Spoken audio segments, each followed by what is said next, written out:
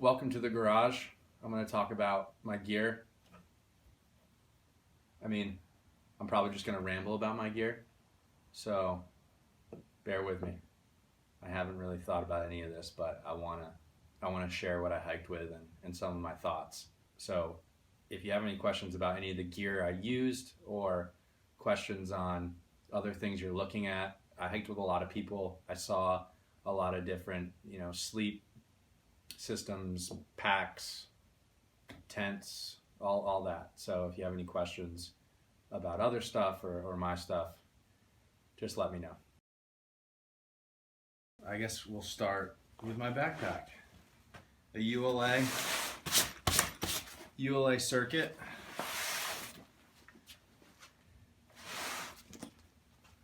Spin it around. It has a pretty big outer mesh pocket right here.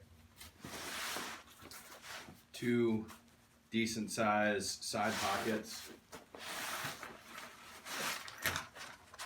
Hip belt. Each hip belt has a pocket. And this top, I can take it off. Right now it's pretty compact because I don't have a lot of stuff in it. Although, by the end of the trail, this is kind of how big my pack was. But it can fit a lot more. It can go up a little bit higher. And when it's higher, you kind of just roll it.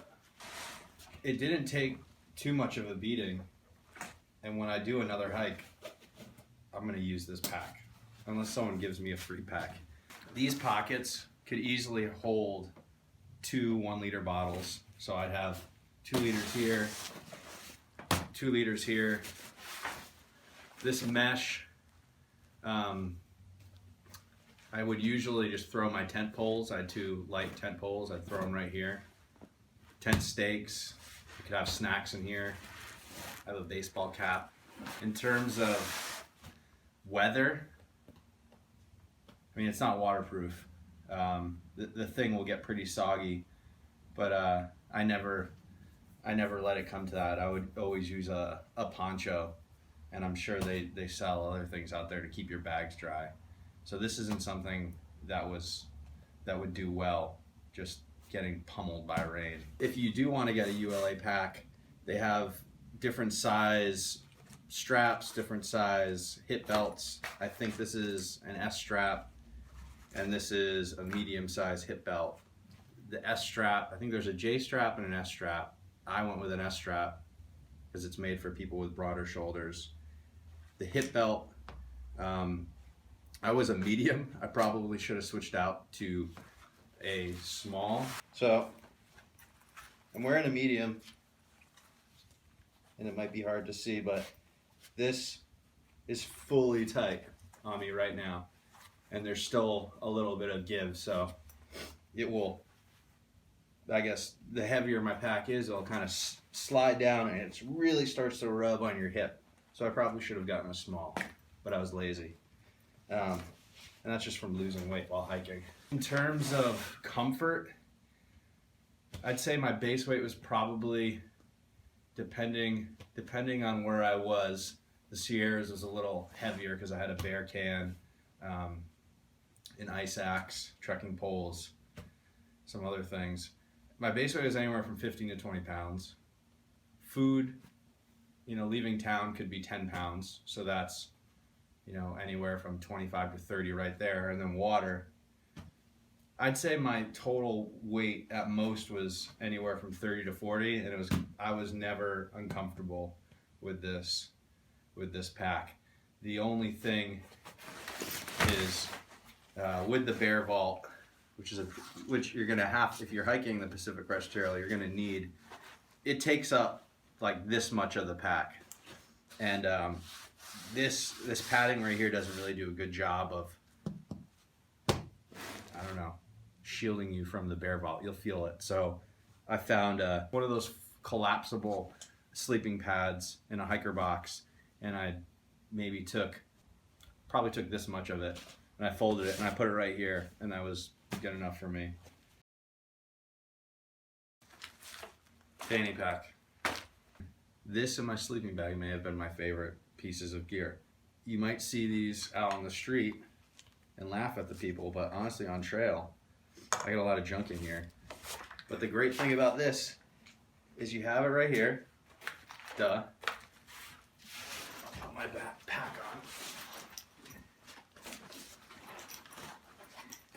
And it fits, or at least for me, it fit like this. Right here. Perfect. So I would keep, I mean, I've got a bunch of junk in this.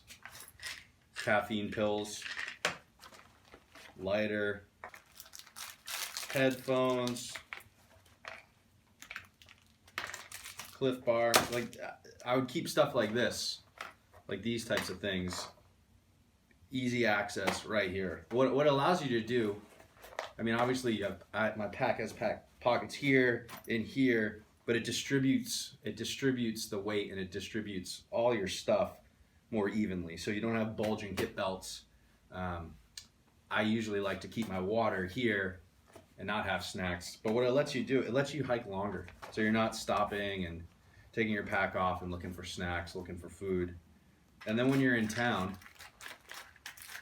you can look like a real goofball and just walk around with your wallet. Well, I didn't have a wallet. Walk around with your money, your cards, a few other things in your fanny pack. And if you want to be cool, you could put it to the side or put it here. Kind of a mess. By the way, whenever I packed my sleeping bag or my tent, I never rolled it up or put it in a sack. I'd always just shove it in my bag, shove it in trash bags. It spread out all the junk in my pack better and the weight better. But this is what a crumpled up tarp tent looks like. I should probably just throw a photo on it. The tarp tent, this tent, it has 5 lines and you need 2 poles. I was using trekking poles and I could never get the height right. So sometimes it would be saggy, sometimes it would be too tight. Then when I ditched my trekking poles, just after the Sierras, I got Tarp Tent to send me these lightweight poles, and they were the perfect height, and it, for the most part, always set up perfectly. This is a 1-person tent. It's tough. I would have liked more space, but I also don't want to carry the extra weight. It was just enough room for me to sleep in, and I could store some stuff in the vestibule. You have more than enough room to sleep. If you move around a little bit when you sleep, or you're caught in a storm and you're trying to like get changed or whatnot, you're just going to start bumping into all the sides. In mornings when there's condensation on the walls of the tent, I mean, this is a single wall tent, so there will be condensation. Your clothing, your sleeping bag is going to bump the walls and get wet. That said, those are really minor. I mean, this thing, I got caught in a storm maybe 11,000, just over 11,000 feet up, hiking up Muir Pass in the Sierras, and I didn't have to go out of my tent. Like, all the lines stayed in. It took wind, it took rain, it was hailing. So this thing has been through a storm or two and done a really good job. It does have like a bucket that folds up. There's probably a word for that I'm forgetting. But that would keep the rain or any puddles out of the tent when it was getting a little messy. Underneath the tent, I had a big sheet of Tyvek, which is, I don't have it now because I threw it out. It was a mess. But I can throw up what a photo of that looks like. But that was big. That Tyvek plus this kept me dry. I think this was an amazing starter tent, but I think I'd want something a little lighter and with some more room. I was hiking towards the end with some people that had a Z-Pack Cuban fiber tent that rather than just having a high point where you sleep where your head is and then kind of tapering down, kind of was high on both sides, so you could sit up, and it was really light. And in the morning, just the Cuban fiber, I mean, you have to be more careful with it. The water would just beat on it and you could kind of whack it off. With this, it kind of, I wouldn't say it's soaked in, but it held water a bit more than I wanted it to. Again, it got me through the Pacific Crest Trail, and if I had to, I'd use it again. It did a really good job. I just kind of want to upgrade. This is the sleeping bag I used for pretty much the entire trail. I swapped out the first bag for this bag just after San Jacinto, so around Big Bear. It's a Western mountaineering, 20-degree comfort, and whew, this bag really kept me warm. I'm pretty ticked off with myself because I have a bunch of patches like this all over it. So I put some holes in it. I lost some loft. It's definitely not as warm as it was when I first bought it, but really good bag. Even with the holes and losing some down, I'm not gonna get rid of this thing. I'm probably not gonna be able to repair it, but I know there's some places online that can repair bags. What I really liked about this bag is, one, super warm. Two, it was getting wet a lot in Washington, in Oregon. Whether it was from condensation or it was mostly condensation, but there were times when you couldn't avoid it. All your stuff's getting wet. And this would keep me warm even when it was wet. Here's a sleeping bag I started the trail with. This is a Mountain Hardwear 32 degree bag. 32 degrees is the limit. I loved it. I thought I could get away with it. It is just so light. I saw this, I was like, man, I'm gonna try and hike with this because it literally weighs nothing. I can squish it in my pack and it really doesn't take up much space, and I figured I would just wear more clothing. I tried doing that, and I'd wear gloves, I'd wear long underwear, my puffy, everything, my hat, and I still was pretty cold. And this was in the desert, which not every night was cold, but like around San Jacinto, there were a few nights that dropped down, and I just said screw it. But I love this bag. I think this is a really good summer bag, maybe late spring, but definitely a summer bag. For a pad, a sleeping pad, I use this Neo Air. So I'm around 5'11". This fit me perfectly. I could probably post this size. I think it was just a large. I mean, if you're into this thing and you go online, they'll tell you which size to get. It would take me maybe a minute, not even, to blow up every night, but it was really comfortable. I hiked with a lot of people that would just sleep on pads. I don't know. I'm a side sleeper. I'm a stomach sleeper. I sleep on my back. I sleep all over the place. And there were a few nights when I didn't blow this up. I don't really know why. I think may have just been tired, or I wanted to try it out. And I tested out pads. This is so much better.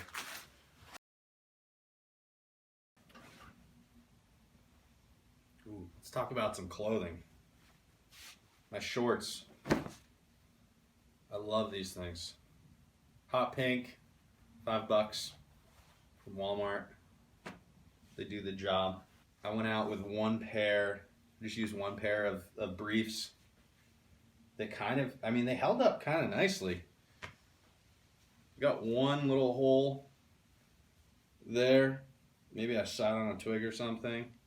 And then towards the end, the sides started to fray, but briefs, good pair from Lululemon. I think I got them on sale for like $15.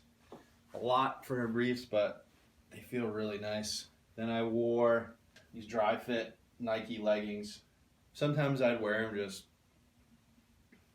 without shorts. Sometimes I'd have shorts on them. I'd say you could probably find things that are warmer than these, but what I liked about these is they were light, they were comfortable. I'm sure most things are. but they weren't too hot. I mean, I mainly use these for sleeping.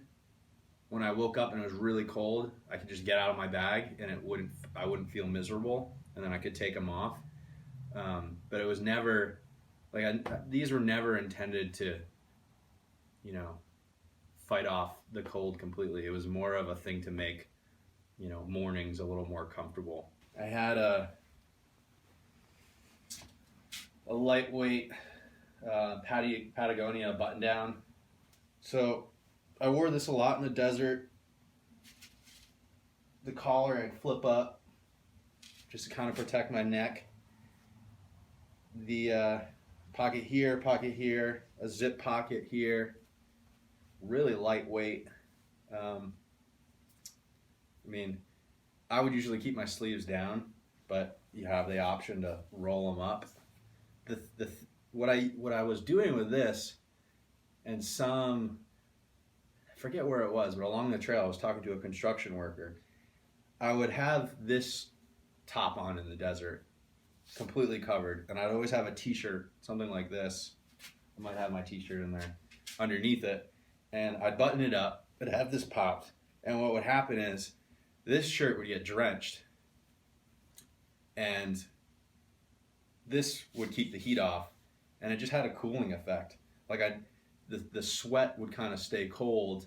This would keep the sun off of me, and that system was actually cooler than if I were to just not have it on and to be, you know, walking in a t-shirt. My puffy, Mountain Hardwear, a Ghost Whisperer.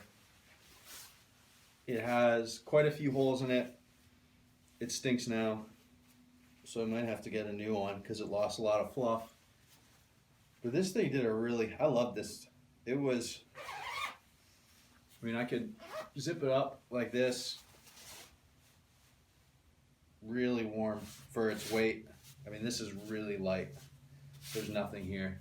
I mean, it can fit in its own pocket. I would never roll it up like this, but I mean, that's nothing. What I would usually do is I'd have my bag packed and then I just kind of stuff it in the side. The Mountain Hardwear hard shell. This plus this, really, really toasty. I was in some cold, I mean, obviously cold weather in the Sierras and northern Washington. And this plus this did a really good job. And this will keep you dry. Keep the wind out too. Had a pair of Marmot gloves. It's got a leather outside and kind of a, I wouldn't call it furry. I have no idea what I'd call it, but it's soft on the inside. Kind of heavy, but these things, oh my God, they're so warm. They're really warm, and they'll get wet easily, but honestly, any glove will. I mean, most people just use tight, you know, wool ones. I love these things. For socks, I use Darn Toughs. So with Darn Toughs, you get, if you rip them, you can mail them back and they'll send you a new pair. Some outfitters on the trail, you can just give them to the outfitter. They'll give you a new pair. And I guess they send them to Darn Tough. I've heard of some people using Darn Toughs for the entire trail. Not me. I went through a lot. These seem to be in good shape now. There's a hole in these. But I'd usually, whether I was using Darn Toughs, sometimes I'd just use a cheap pair if I was in town and had holes and there wasn't any way to send the socks back, or to, like, a gear shop wouldn't take them. I'd just get a cheap pair. And I'd usually like to have one pair for sleeping, and then anywhere from 2 to 3 for hiking, especially when it started to get wet. There's nothing worse than waking up and having to put on wet socks that you used the day before. So having a rotation was really helpful, because you can really burn through socks quickly, especially in the desert. Your sweat in the dirt, it just kind of cakes in, and it turns it into this leather, and it starts to rub it on the soles of your feet, so you could get blisters that way, and it's just really uncomfortable. And then they just rip. And then there's my poncho. Pretty big.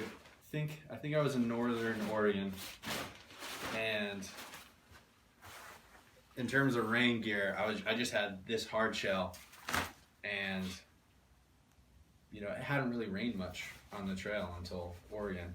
So I had the rain shell, and then my pack was just getting pummeled, which was fine because I stuff all my stuff in trash bags, but my pack wasn't drying. So not only does it cover you, it covers your entire pack. When you sit on logs or take breaks, you don't even have to take your pack off. What you can do is you have this on, and you have your pack, and then you can flip your pack around, sit down, and then your pack is kind of in between your legs, and you're still dry.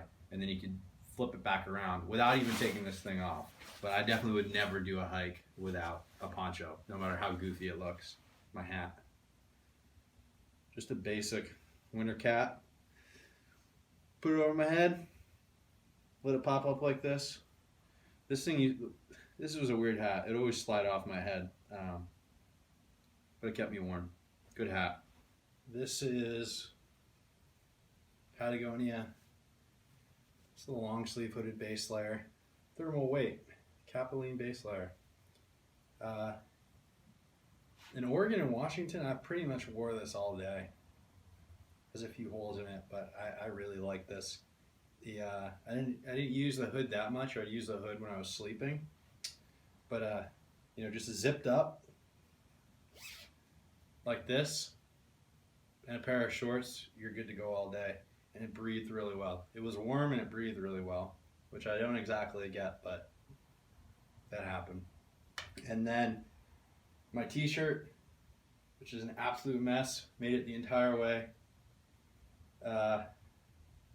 That's the back of it. This is the front. This, I continued to wear it. It was nice. It's just an absolute mess. I think what you'll find is if you do something like this, the things you use the most are going to take the biggest beating. That's pretty obvious. But yeah, I love this shirt. It made it a long way. But having a t-shirt is really nice to have. What I didn't do, I never had town clothes. Some people do town clothes. They'll have things that they can hike in and then things they can throw on when they're in town to do laundry, so they're not naked in laundromats. I never really would wash my shorts, so I could always just have my shorts on, and I could wash everything else. But town clothes, if I were to do it again, maybe it's not like it's gonna weigh a lot. Just having some small shorts, some booty shorts to throw on when you're in the laundromat. I'll probably do that again. I ended the trail with a pair of Hoka Mafate 4s. I mean, let's see, you can still a lot of tread. I think I put maybe 400, 500 tops on it, and I was really surprised that these held up so well. A lot of cushion, like probably an inch of cushioning. With all the Hokas, they are a little higher, so you kind of have to get used to being up high. The first two pairs I used were not like this whatsoever, so when you're starting to use a shoe like this, there's a ton of cushion, and I really enjoyed that, but you're more prone to roll your ankle this way, that way. These may have been my favorite pair of shoes on the trail. Give you a better look at a few sides of it.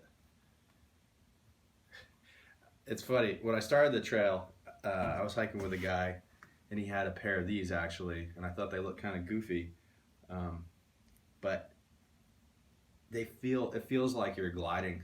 It feels like you're walking on water.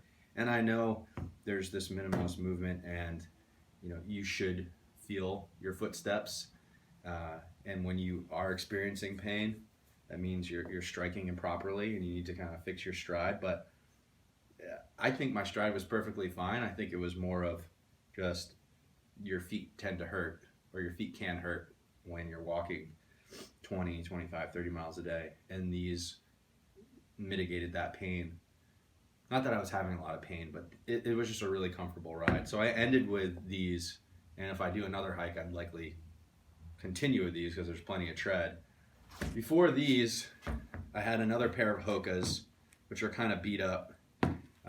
These took a pretty big beating, but again, I don't know the exact amount of mileage I put on them, but it was up there. I think it might have been around 700 or 800 miles, which is pretty good for Hokas from what I've heard. These are the Vanquish, and if you look at, let's show a comparison.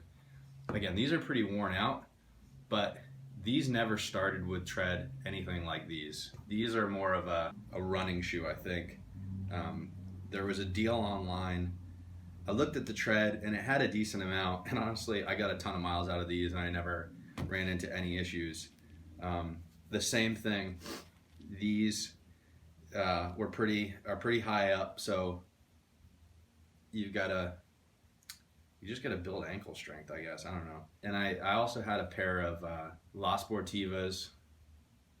Yeah, I had a pair of La Sportivas, and I also had a pair of Brooks Cascadias, which I can put the model up on the screen. Those were great. I didn't have any issues with them, but these are by far my favorite. They were just way more comfortable. Obviously a little higher. Both of these shoes took more time to break in for some reason. With these, the sides, so the outer right, outer left, you can see it's a little worn right there. For some reason, like the first, maybe, I wouldn't say week, it wasn't that long, first 2 or 3 days, it was really rubbing into the side of my foot. I didn't get a blister, but it kind of rubbed it raw. And then it all of a sudden went away, and then they felt amazing. And then with these, it's kind of hard to describe. My foot kind of just hurt in them. It felt a little weird, again, a day or two, but then it went away. And I was talking to a friend who also used Hokas the entire way, and he said, yeah, it happened to him too.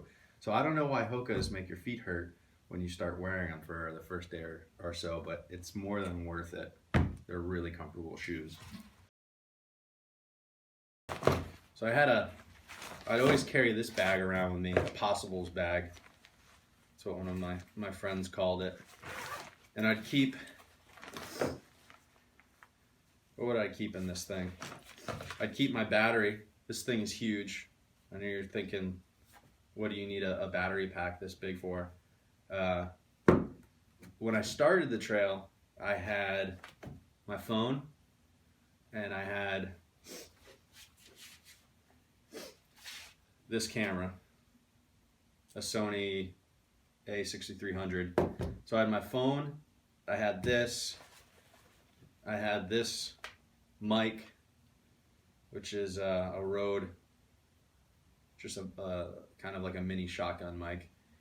And I was taking a lot of video. I was taking a lot of photos, and I was just blowing through battery. And this, I believe this is around 20, I can throw it up on the screen, the exact amount. I think it's around 26,000 mAh, whatever mAh stands for. But this would give me, on my phone, just on my iPhone alone, about 8 or 9 charges. And if I was using the phone and this, you know, it would keep me alive for, you know, easily 5 to 6 days on trail, because I was using it a lot. Now, there are clearly other battery packs that are less than this. If, you know, I didn't have this, and I was just using my cell phone, which was the case at the end of the trail. I broke this camera. This no longer works, unfortunately. This was too much. I don't think you need a battery pack like this. I think you can get away with one that's around 10,000, 7,500. They make smaller ones, because this is pretty heavy. But it was nice knowing when I was using everything that I wasn't going to run out of battery, especially in the Sierras when you're out. I mean, there was one time when I was out for 10 days. In here I have just this thing you can plug into a wall, and it has 4 USB ports, made by Anchor. I really don't like this thing. My issue with it is, you know, I'd have my iPhone charging, I'd have my camera charging, and I have my battery pack charging, and nothing would really charge. And I was attracted to this because, I mean, everyone's going to be fighting for fighting for an outlet, and I figured this, you know, I could just plug in, and I got 4, but it just didn't give my stuff enough power. So what I ended up doing is, I think I was in Etna, and I got this. You plug it in, again, it has a USB port, and I would charge my phone with this, and then I would charge one of these devices with this. So here's my stove, MSR wind burner. I sent this home around South Lake Tahoe, so I did maybe, I forget what mile that might have been. I think I did 1,100 miles with a stove, and then I went stoveless. Great stove. If I wanted to hike again with the ability to cook food, I'd use this probably. This is really lightweight. I guess the design here is to somehow keep the wind out. I never had an issue with it going out. You really do have a good ability to control the intensity of the burn with this. I mean, there were some times when I was throwing vegetables in this pot, things like garlic and other greens to spice up rice and couscous, and this did a really good job of controlling the heat, so I wouldn't burn everything. But I just wasn't feeling the stove. I wouldn't say it was a hassle. I just kind of liked not having to clean stuff up, being able to get into camp, set my stuff up, quickly eat, and then hang out or go to sleep. And I found I was only really using this once a day too, so it didn't make sense to carry around. This is a bear vault. I hate this bear vault. I became very particular of how I started packing my pack, and this completely disrupted what I was doing. So I had to kind of learn how to repack my pack. It's kind of heavy, it's bulky. Depending on how much you eat and the type of food you eat, you might not be able to fit all of your food in this. But the thing is, it's necessary. It's less about keeping you safe. It's more about teaching bears that there isn't any food around camp, that they're not going to get anything by bothering people. Because when they bother people, they have to kill them, which, I don't know, I'd rather have bears around in the wilderness than just go hiking in a theme park with nothing. With the bear vault, this is really annoying. Some people, there are 2 tabs. There's a tab here and a tab here, and you have to press them down to get past a little lock. I have no idea if you can see this, but it's kind of hard to do. Like I've learned how to do it now. Some people shaved it off, which completely defeats the purpose of a bear camp, but there it is. Big old thing. Pretty much airtight. I guess aside from keeping bears safe and your food safe, really good stool. So I guess there's that. And you can prop your head up on it when you're laying down. Put it like this, put a rock right here. It doesn't go anywhere, and you've got a little pillow. I had more things in this when I was hiking, like sunglasses, cables. I kept this, my lenses, my lens filters, my SD cards I kept in this, my passport in here, I had my permit in here. Basically things I didn't want to throw in my fanny pack or hip belt. So there's some things I didn't show that I carried that I should talk about, and I'm gonna figure out what those are right now. So headlamp, what headlamp did I use? I used a Petzl E-Light emergency headlamp. I can throw a photo of that up. This is a headlamp for walking around camp reading. I tried using it as my go-to headlamp for hiking as well. Not a good idea. This thing, keep it in your tent, keep it around camp. If if you're going to night hike, which if you're hiking the Pacific Crest Trail, you're definitely going to night hike, get something more powerful. This thing, you can't see anything. There were times when I ended up just taking my phone and using the flashlight on my phone, because you just won't be able to see things. I can't tell you how many times I tripped and fell into things trying to use the pencil. I had a little baggie with my med kit. In the med kit, I had ibuprofen, ear swabs. That's just, I don't know if maybe you need them, but if I don't swab my ears, if I go like 4 days without swabbing my ears, they just start getting really itchy. Maybe it's just a tick of mine, but I loved having ear swabs. I had fabric repair tape. So this is tape that you can put on your down puffy, or you can put on your sleeping bag, because you will put holes in your things and you need to tape it up. I'm sure duct tape can work, but I use tape made specifically for the gear, so you can stop all the down flowing out of it. I had a small notepad. I had a toothbrush, toothpaste. I think that was it for my toiletry bag. I didn't carry any sort of disinfectant or Band-Aids. Never needed them. Maybe that was stupid, but I never had anything like that on me. I usually didn't keep it in this, but I also hiked with 200 milligram caffeine pills, and these, I guess that's the equivalent of like a medium-sized coffee. Since I was stoveless, I couldn't make hot coffee, and I experimented with using instant and just shaking it up in water bottles, and I just found that gross. I like the caffeine pill because I could be in my tent when I wake up. I pop it, and then I immediately wake up. I hiked with a tripod. I didn't show it because it's holding up my phone right now. It was a Joby Gorilla Pod.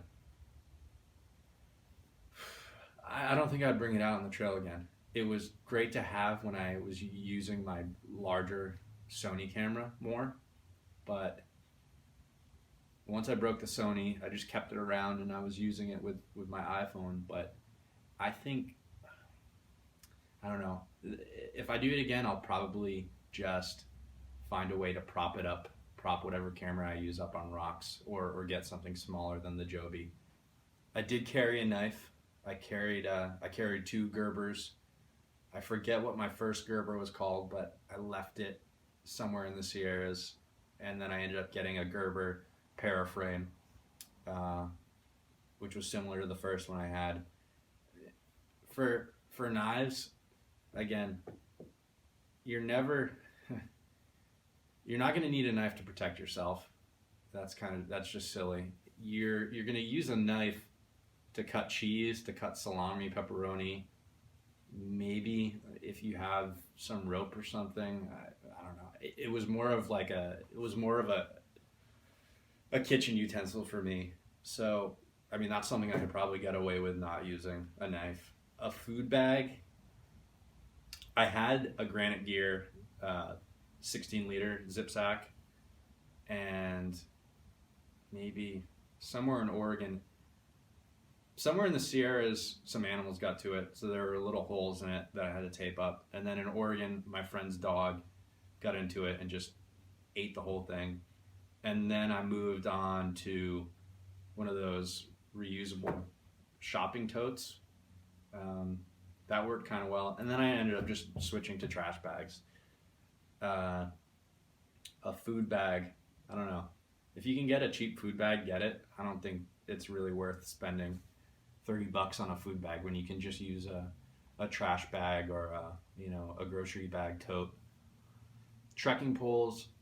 I started off with these Leiki Makulu Retros. I completely forgot what I bought. I can throw a photo up. Trekking poles. I don't like hiking with trekking poles, so I ditched those. It was nice earlier in the trail. It was nice to have the support, but I found that I could hike faster without them, and when I was hiking with them, my stride was a little weird. I'm sure a lot of people had trekking poles. I'd say there were more people hiking with trekking poles than hiking without trekking poles. So if you feel comfortable with them, hike. I just didn't feel comfortable with them. I started the trail with a pocket trowel, just something to dig cat holes. I ditched that. It was kind of just wasted weight. You could dig a pretty deep hole with the heel of your shoe and a rock or a stick, and then you just leave it and you're not carrying around something that you're just using to dig holes. I did have spikes. I did wear spikes, well, pseudo spikes in the Sierras. I had a pair of yak tracks, which were pretty helpful over, pretty much every single pass in the Sierras. I went into the Sierras around mid-June and got out maybe the first week or so of July, and every pass had snow. So the yak tracks were pretty helpful. And it's kind of annoying because the whole thing isn't snow. So when you hit a sketchy spot, you have to put them on, and you have to take them off when you're out, because they don't, at least with the yak tracks and probably with any spikes, it's dangerous to use these on rock, and a lot of the passes are mostly rock. So when you're out of the snow, you have to take them off because you'll just be slipping and sliding on wet rock. I had an ice axe. I have no idea where the ice axe is. I gotta find that. It might be, I mailed it home, and I don't know where it is, but I'm gonna need that again. I had an ice axe. It was just a black diamond. I could link it. The ice axe was tough. I used it maybe, I remember using it once, maybe a second time. Really good break when you're glissading, but I don't know if it was worth bringing for one time. Again, I felt really safe with it. But I guess depending on the snow year and when you enter the Sierras, or if you're doing anything snow related, it's your call. Maybe you can get away with just using trekking poles. An ice axe isn't going to snap, but trekking poles will snap. So that's kind of your call. Let's see. Oh, water purification. I think this is the last one. I just use bleach for the most part. I started the trail with a Sawyer squeeze, the larger one in a bladder, and